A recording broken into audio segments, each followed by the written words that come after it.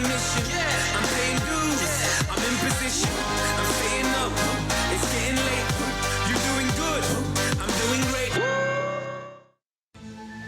La Junta de Castilla y León ha acatado la sentencia del Tribunal Superior de Justicia y hoy ha publicado los datos de los fallecidos en las residencias de mayores durante la pandemia. Tenía 10 días para hacerlo y ha cumplido el plazo con 72 horas de antelación. Comenzamos.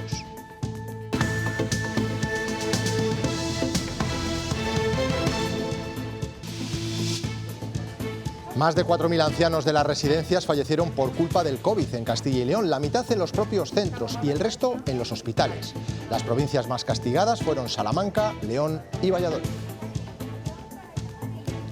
Buenas noches. Hoy también hemos conocido la cifra de gasto del presupuesto de la Junta de Castilla y León, un techo de gasto que asciende a los 12.470 millones de euros. Números de récord.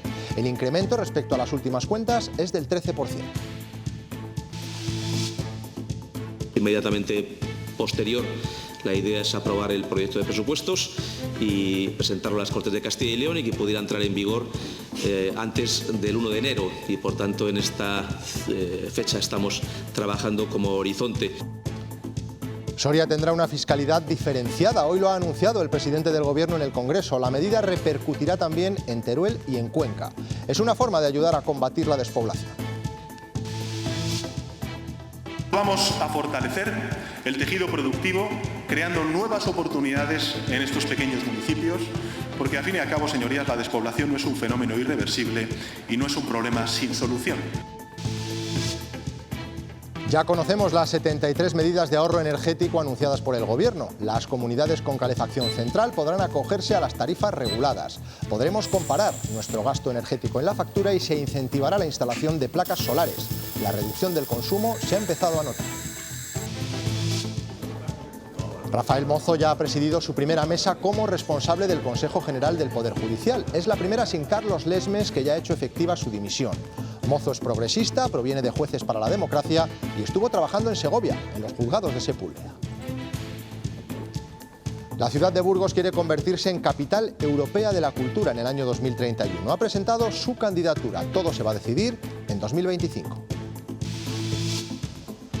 La comunidad política local y regional se ha volcado con esta aspiración. Burgos lo merece, según la Junta, por su pasado, presente y futuro, destacando Atapuerca, la Catedral y el Camino de Santiago. La exposición de Mystery Man está preparada en Salamanca. Ha costado 15 años de trabajo y una de las piezas más valiosas es esta. Se ha hecho con tecnología 3D. Es la figura de Cristo construida según las señales de la sábana santa.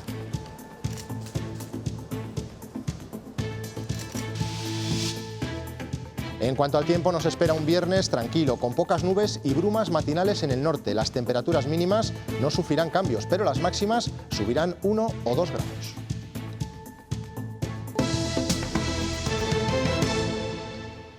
Este que ven es el techo de gasto de Castilla y León, marcado en los presupuestos de la comunidad, lo que se prevé gastar el Ejecutivo en las cuentas una vez conocidos los ingresos de los que va a disponer. Son 12.470 millones de euros, un récord total que supera en un 13% al último. Han sido claves en este incremento los fondos europeos. Con la inflación, el Estado recauda más y las comunidades pueden recibir también más dinero dentro del modelo de financiación.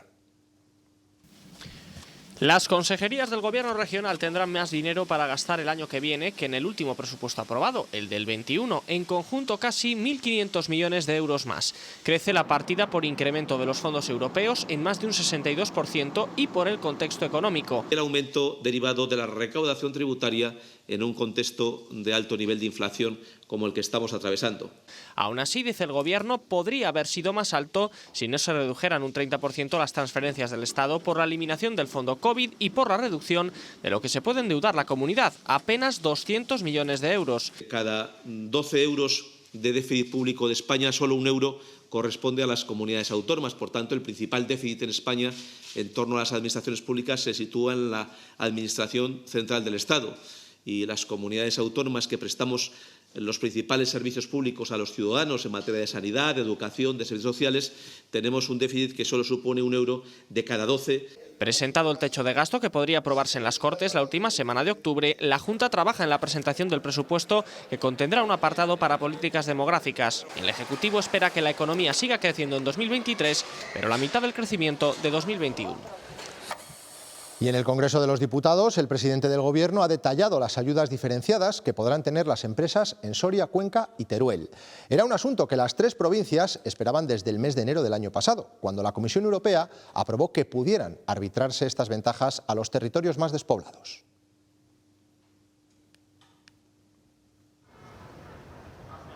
Las empresas sorianas pagarán a la Seguridad Social un 5% menos de las cuotas por contingencias comunes de los contratos indefinidos, un 15% cuando se trate de nuevos contratos y hasta un 20% cuando estas compañías estén ubicadas en municipios de menos de 1.000 habitantes. Son los detalles de la fiscalidad diferenciada que ha anunciado Pedro Sánchez para las tres provincias con menos habitantes para contrarrestar esta despoblación y que se van a activar de forma inmediata.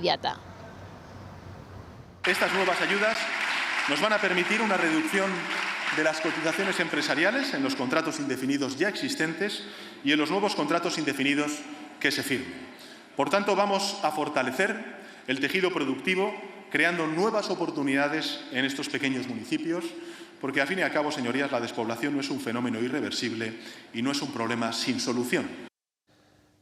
El Gobierno regional dice que lo anunciado hoy por Sánchez es un paso positivo, pero que hay margen de mejora porque la Unión Europea permitía un mayor rango en las ayudas y porque pide que no se diferencie entre empresas. En Soria hay unanimidad. Todos los partidos políticos celebran la medida, aunque con matices. El sentimiento general de todos los partidos políticos es positivo. Llegan las ayudas al funcionamiento tras 2 años de espera, pero el PP las considera insuficientes, mientras que otros partidos como Soria Ya esperan con cautela saber en qué van a consistir exactamente. Por su parte, el PSOE celebra la medida e invita a la Junta de Castilla y León a aplicar también estas ayudas al funcionamiento en nuestro territorio. Preguntarle a la Junta de Castilla y León, ¿para cuándo? ¿Para cuándo? Porque el desastre poblacional de Soria influye y tiene que influir mucho en los presupuestos de la Junta de Castilla y León. Algo similar no puede ser porque, lógicamente, estamos hablando de cotizaciones a la Seguridad Social y la caja de la Seguridad Social es única y, salvo que se esté planteando algo diferente, pues esto no compete a las comunidades autónomas. Las previsiones del INE señalan que en 2037 seremos 97.000 personas menos en Castilla y León. A pesar de estos datos negativos, el Instituto Nacional de Estadística proyecta que en ese mismo año en España vivirán más de 51,5 millones de personas, lo que supone un crecimiento de casi el 9%. Sobre estos datos, la Junta señala que son solo una proyección y que se está trabajando en políticas para tratar de mejorar el reto demográfico. Hoy también Pedro Sánchez ha detallado las medidas energéticas que el martes no se explicaron en el Consejo de Ministros. Van a beneficiar al 40% de los hogares. Entre las medidas, por ejemplo, las comunidades de vecinos podrán acogerse a tarifa regulada. Los consumidores podremos comparar nuestro gasto energético en la factura. También se va a potenciar la instalación de placas solares y se va a elaborar una guía de recomendaciones para seguir rebajando el consumo de energía. Necesitamos impuestos. ¡Qué hipocresía! La de quienes durante la pandemia pedían más Estado y ahora que superamos la pandemia exijan menos Estado. ¿Quién sale ganando? ¿Los ciudadanos o el Gobierno? ¿Usted o la gente, señor Sánchez? Porque con más recaudación para el Gobierno es más poder de decisión para usted. Repartiendo migajas y subsidios a los ciudadanos a los que previamente se ha robado el futuro y la prosperidad. Esa es su receta. Señores del Gobierno, menos anunciar y más legislar. Deberían mirar más a Portugal, donde se ha deflactado el IRPF. A Bruselas. Señorías, les pido silencio, por favor. Una sesión en el Congreso marcada por esta otra imagen. Pedro Sánchez ha tenido que interrumpir su discurso a los pocos minutos de empezar porque los diputados de Vox, como ven, han entrado tarde en el hemiciclo. Aseguran que lo han hecho para protestar porque el presidente del Gobierno hizo esperar ayer al rey antes del desfile de la Hispanidad en Madrid. Rafael Mozo asumirá la presidencia del Consejo General del Poder Judicial tras la dimisión de Carlos Lesmes en protesta por el bloqueo de la institución. Mozo ha sido elegido esta tarde en un pleno extraordinario del órgano de dirección de los jueces. Este magistrado de la Audiencia Nacional es el vocal de más edad del Consejo y pertenece al bloque progresista. En su larga trayectoria ha destinado en varios juzgados como el de la localidad segoviana de Sepúlveda. No conozco ningún acuerdo que no se escriba, que no se firme, que no comprometa a las partes. Por tanto, sería muy sorprendente llegar a un acuerdo oral con un gobierno en algo tan trascendente de las incompatibilidades de los miembros del gobierno para volver al Poder Judicial. El presidente del Tribunal Constitucional, Pedro González Trevijano, y el presidente de la Junta, Alfonso Fernández Mañueco, han inaugurado las jornadas de la Asociación de Letrados del Constitucional en la Universidad de Valladolid. Se trata de la 28ª edición de este evento en el que van a debatir y analizar el papel del tribunal en su defensa de la Carta Magna, como las sentencias de inconstitucionalidad que ha adoptado contra diferentes administraciones. En ese monopolio de rechazo del que hablaba Manuel Aragón, que el Tribunal Constitucional ejerce como supremo intérprete de nuestra norma básica y fundamental. Es difícil entender que la jurisdicción constitucional puede desarrollar todos sus efectos si no tiene las potestades de anular disposiciones jurídicas. María Teresa Fernández de la Vega ha formalizado su dimisión como presidenta del Consejo de Estado, que se hará efectiva la semana que viene. La ex vicepresidenta del Gobierno, con José Luis Rodríguez Zapatero, pasará a ocupar un cargo de consejera permanente en esta institución.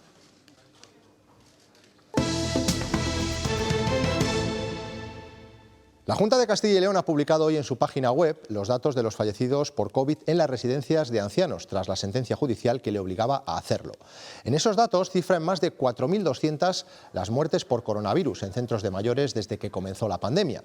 Por provincias detalla una mayor incidencia en Salamanca, León y Valladolid, las tres por encima de los 800 decesos. Se pueden consultar las cifras individualizadas de cada centro. Regresan las colas a los centros sanitarios para vacunarse contra el COVID con la cuarta dosis. Estas imágenes son de Ponferrada, del exterior del hospital. Los mayores de 75 años siguen siendo el colectivo que más responde a la llamada y hoy lo hemos podido comprobar. La mayoría ha aprovechado para vacunarse también contra la gripe, convencidos de que no se puede bajar la guardia. Se hace última la campaña de la segunda dosis de refuerzo contra el COVID. Los primeros en vacunarse después de aquellos que viven en las residencias van a ser los mayores de 80 años. No hay una pauta común. En la mayoría de los casos, como en Burgos, va a ser por autocita, aunque en otras zonas, como en Ávila, ya están convocados los nacidos en 1934 y años anteriores. Los centros de salud van a colocar paneles informativos dirigidos a la población diana. Yo voy con todo. Si me entra, pues... Aunque yo no he estado nunca en la cama enferma. No he pasado la enfermedad. No he tenido nada, de momento. Y en el Día del Cáncer de Mama Metastásico, el presidente de la Asociación Española contra el Cáncer, que está participando en León en una conferencia de la iniciativa El Tour del Cáncer para visibilizar el conocimiento de la enfermedad, ha pedido más inversiones en investigación. El objetivo, dice, es aumentar la supervivencia actual de este tipo de cáncer, que superan el 80% de los pacientes. La única forma de aumentar la supervivencia es a través de la investigación. El cáncer de mama es uno de los cánceres que más hemos avanzado. Hemos avanzado en cuanto a la prevención con los screening de cáncer, que ya todas las mujeres saben que tienen que ir, pero hay efectivamente una serie de cánceres que es de mama, porque el cáncer no es solo un cáncer, que son los metastásicos que requieren de posterior investigación.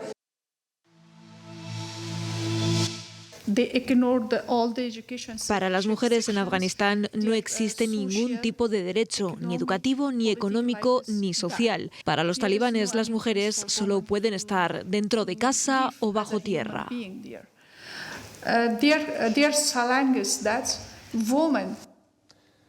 Afganistán ya no sale tanto en los medios de comunicación, pero el régimen de los talibán continúa vigente y un alto porcentaje de la población está amenazada. La activista Masuda Koshani está recorriendo el mundo para denunciar la situación, especialmente por la que pasan las mujeres. Hoy ha estado en Palencia. en sus casas, encerradas o bajo tierra. Así quieren los talibanes tener a las mujeres. Nos lo cuenta una mujer afgana activista que sabe lo que es vivir en libertad y sabe lo que es estar prácticamente muerta en vida. La situación en Afganistán es muy mala, es decir, la gente no puede gozar de una vida real, no tienen derechos humanos y especialmente para las mujeres es como si estuvieran bajo tierra ya. ¿Cómo hacer frente al régimen del terror? Coger las armas. No es que lo tenga claro, es que explica que no ve otra solución. Dicen que no se quiere una guerra, pero no entiendo qué otra solución puede haber aparte de una guerra, puesto que los talibanes son terroristas y ellos no respetan los derechos humanos. Mujeres armadas en una parte del país y algunos hombres hacen frente a los talibanes, pero no es suficiente. Me gustaría que pensaran un poquito más en nuestro futuro y en crear las oportunidades para tener una vida más digna. De momento agradece los apoyos institucionales como los recogidos en Palencia para que mujeres y niñas no caigan en el olvido. Una campaña promovida por Amnistía Internacional para que las invisibilizadas no desaparezcan en el mundo. Vladimir Putin le ha propuesto a Turquía que se convierta en un centro de distribución de gas, grano y fertilizantes con Rusia. Lo ha hecho en esta reunión en Kazajistán, mientras su gobierno reconoce pérdidas en los territorios que controla en la provincia de Jersón, en el sur de Ucrania. Se sigue temiendo que Putin emplee todo su arsenal para frenar este contraataque. Así de tajante le ha advertido hoy el jefe de la diplomacia de la Unión Europea.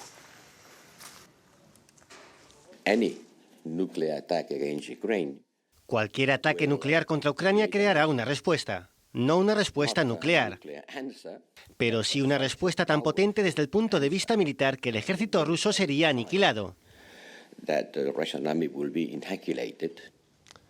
Ya hay fecha en León para el juicio por las supuestas afiliaciones irregulares del Partido Popular. Será el próximo 15 y 16 de febrero.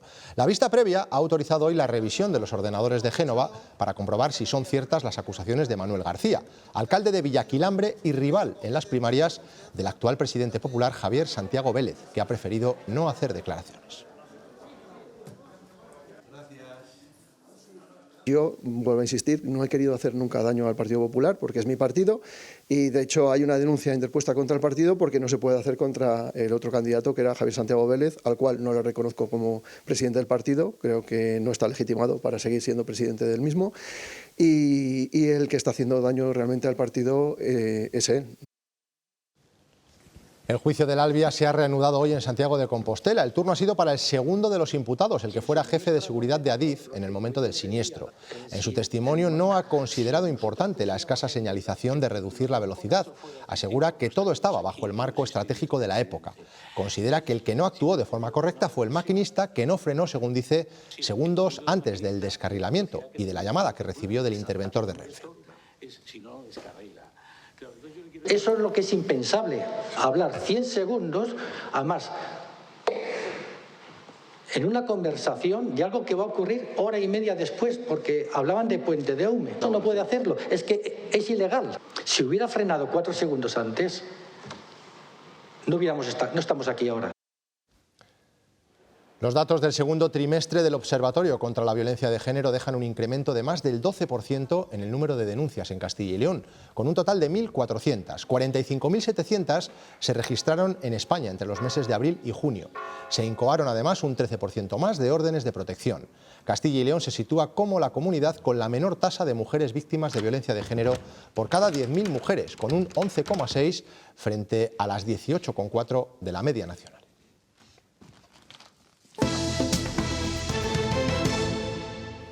La ciudad de Burgos ha iniciado hoy la carrera como candidata para ser capital europea de la cultura en 2031. Luis Ángel Rozas, ¿qué se ha desvelado sobre la candidatura burgalesa? Pues hace tan solo unos minutos que ha concluido esa gala de lanzamiento de la candidatura burgalesa. En primer lugar, se ha hecho un recorrido por lo que fue la candidatura que ya presentó Burgos en el año 2016 para ser capital europea de la cultura. Esa será la base de partida.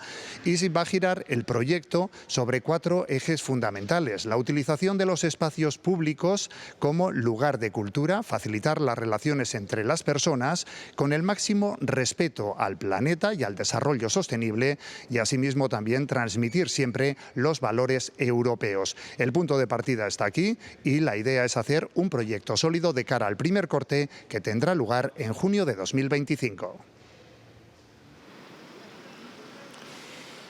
El 2002 fue todo un acontecimiento para Salamanca desde el punto de vista económico y cultural. Hubo más de 1.100 espectáculos y 2 millones de espectadores que acudieron a esas actividades. Hubo grandes infraestructuras que quedaron para el futuro, por ejemplo, el multiuso Sánchez Paraíso, que está detrás de nosotros, o también el Dados, la recuperación del Teatro Liceo o el Centro de las Artes Escénicas y de la Música. Supimos que finalmente íbamos a ser capital cultural europea un 29 de mayo del año 1998 y hubo tiempo para ponerse a preparar todas esas infraestructuras. Eso supuso, desde luego, todo un revulsivo para la ciudad. Tanto a nivel de turismo como a nivel de infraestructuras culturales, como a nivel de plazas hoteleras, supuso un revulsivo absoluto aquel año, es decir, no solo durante el año, sino que sin duda dejó una semilla clara que dura hasta el día de hoy. En materia cultural específicamente, también suponía un reto, que es cambiar los modelos culturales, pero eso ya es un tema, digamos, de más largo plazo, que es más difícil de plantear. De hecho, se pueden ir los mayores, que son los ciclos superiores, pero también los ciclos de grados medios y la FP básica incluso. En el caso de FP, normalmente lo que hacen nuestros alumnos por Europa es hacer prácticas en empresas. Allí te das un poco más cuenta de cómo es la vida laboralmente. Es una experiencia que vas a tener una vez en la vida. Cuando vuelves te ves mucho más suelto. Las becas Erasmus han ido ganando peso en los últimos años. Cada vez son más los alumnos que llegan o salen de la comunidad en busca de nuevas culturas con la intención de perfeccionar el idioma. No solo pueden solicitarlas los universitarios, estas becas, también pueden hacerlo los estudiantes de FP. Hoy se celebra en todo el mundo el Erasmus Day. Casi todo el mundo sabe que los universitarios pueden irse de Erasmus a otros países europeos. Sin embargo, es una posibilidad que también existe en la formación profesional. Son gente muy jovencita que está todavía en FP y entonces para la mayoría de ellos es la primera experiencia que tienen fuera de casa y fuera del país. Aprenden cómo se trabaja en otras empresas a nivel europeo. Allí te das un poco más cuenta de cómo es la vida laboralmente. Es una experiencia que vas a tener una vez en la vida. Cuando vuelves te ves mucho más suelto en tema de la vida y el trabajo. Llevan trabajando con estos programas de movilidad, en los que también participan los propios profesores desde el 2018. Van a ir a aprender cómo se trabaja en otros centros y en empresas europeas, sobre todo lo relacionado con la gestión de la sostenibilidad medioambiental en el ambiente industrial, que es nuestro ámbito de trabajo. Con motivo del Erasmus Day, han organizado un taller de cocina con energía solar para incidir en la importancia de la sostenibilidad ambiental. Que toda la comunidad educativa se dé cuenta de que tenemos este proyecto Erasmus, recalcar la importancia de la sostenibilidad medioambiental y pues hacer también una cosa vistosa, que ellos también lo disfruten y que lo pasen bien. Un día pensado para dar visibilidad a estas experiencias formativas y culturales. La presidenta de la CHD ha tomado posesión de su cargo. La soriana María Jesús Lafuente inicia su mandato en un momento complicado por culpa de la sequía y el cambio climático. Desde el punto de vista más positivo llegan inversiones. Lo hacen a través de un PERTE de dinamización del agua para aumentar su eficiencia. Uno de los grandes objetivos es contribuir a mejorar los regadíos. El otoño en el que ya estamos va a ser, según la Agencia Estatal de Meteorología, caluroso y seco. Y es más que probable, nos dicen, que también lo sea el invierno. Nuestras reservas hídricas están en España a un 31,7% de su capacidad y en la cuenca del Duero al 27,6%. La buena gestión del agua se hace más necesaria que nunca, porque es un bien escaso, un bien tan importante como que de él depende la vida en el planeta. Y la modernización de los regadíos, precisamente, va a experimentar un impulso en Castilla y León. Con esa intención, el Ministerio de Agricultura ha aprobado un aumento de 16 millones de euros de los presupuestos. La Sociedad Mercantil de Infraestructuras ya puede licitar las obras. Los regantes esperan salvar in extremis las futuras campañas. Casi 16 millones de euros de adenda para sumar 58 a un acuerdo firmado hace meses, pero que por el aumento de costes ha habido que modificar. Las comunidades de regantes que forman parte del acuerdo son 5, las 3 leonesas de Alto de Villares, Presa de la Tierra y Canal de Velilla, la vallisoletana de Vega de Castronuño y la del Canal de San José en Zamora. Para Castronuño el incremento ha supuesto 2.035.000 euros, para Presa de la Tierra 3.166.000 euros, para Canal de Velilla casi 4 millones, para Villares, Canal de Villares 4.175.000 euros y para el Canal de San José 2,5 millones de euros. Con la firma, Sellasa puede licitar las obras que se espera comiencen a finales de este año y terminen como máximo en 2024. Una reforma necesaria para salvar las futuras campañas de regadío. Este mismo año, que hemos andado muy apretados aquí, hemos podido sacar el tema adelante porque ya hay bastantes hectáreas modernizadas. El 26% de las obras corre a cargo de la Junta de Castilla y León, mientras que el 74% restante, quitando las ayudas europeas, lo ponen las propias comunidades. Les hablamos ahora de la demanda de patata, que ha crecido en Castilla y León. Llega menos producto desde Europa y los precios suben. Las comarcas burgalesas de Losa y Páramos son un referente en el llamado cultivo de siembra, una variedad con la que después se obtiene la de consumo. En estos momentos se están iniciando las labores de cosecha. Los productores burgaleses de patata de siembra celebran la llegada de la lluvia. No podrán recogerlas en unos días, pero el campo necesita agua. Ha sido un año muy malo por la sequía, hemos tenido que regar mucho. La comarca de Páramos, en Burgos, es referente en España dentro de este cultivo. Hacer una patata con unas garantías que cuando se siembre dé una producción bastante buena para la gente que siembra consumo. Este año se recogerá en torno a 4 millones de kilos. Es menos que el año pasado, pero la buena noticia es que los precios que perciben los agricultores se han incrementado en más de 20 céntimos por kilo. Por lo visto ha tenido mucha sequía Francia y Holanda y entonces tienen menos producciones y parece ser que de los Pirineos para acá vienen menos patatas, hay menos entrada de patatas y hay más precio aquí, que es el precio que tenía que haber habido otros años. Profesionales que exigen la trazabilidad de sus productos para percibir precios justos y evitar que estos valles se queden sin productores. El futuro no se ve muy bien, pero bueno, es una cosa que me gusta y de momento pues la ilusión ahí está. Iván es uno de los pocos que seguirá apostando por sus raíces en Valdelucio, donde solo quedan 20 agricultores de patata. De esta tierra hemos aprendido que la adaptación forma parte de la supervivencia. Cajas Rurales de Castilla y León, el alma de nuestra tierra. Hacía semanas que no contábamos malas noticias desde las gasolineras. El precio de los combustibles vuelve a subir. Más de un mes después, la gasolina repunta hasta de nuevo ponerse por encima del 1,7 euros el litro. El diésel continúa su escalada, todo ello sin aplicar los 20 céntimos de bonificación.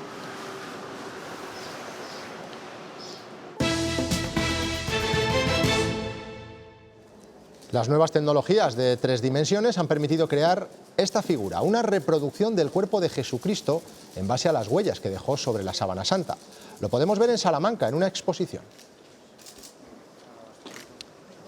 Los responsables han trabajado 15 años para preparar The Mystery Man. Hay grandes expectativas turísticas para la ciudad, incluso similares a las de otras grandes exposiciones como Las Edades del Hombre, que vivió Salamanca entre 1993 y 1994.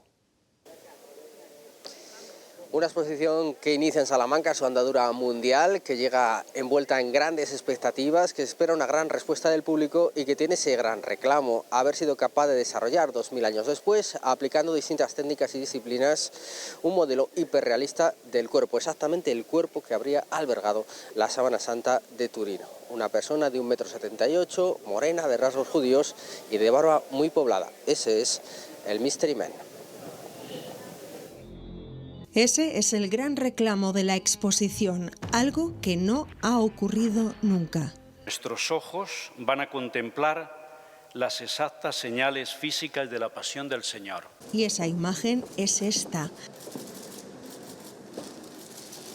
Han sido necesarios 15 años de trabajo, estudios forenses y 3D para desarrollar una imagen hiperrealista en látex y silicona que reproduce exactamente volumen, rostro, cuerpo, estatura y todas las señales del intenso maltrato sufrido. La ocasión de sentir por primera vez en la historia y en el mundo de estar ante esa imagen y el reflejo de su obra como jamás nunca se ha hecho. Este es el punto de partida, pero es un proyecto de largo recorrido. Un largo camino a realizar en los próximos 20 años por templos cristianos del mundo. La exposición en la catedral se completa con 400 metros cuadrados de recorrido donde nos acercamos a la historia de Jesús, la historia de la sábana y todos los detalles que rodean a este Mystery Man.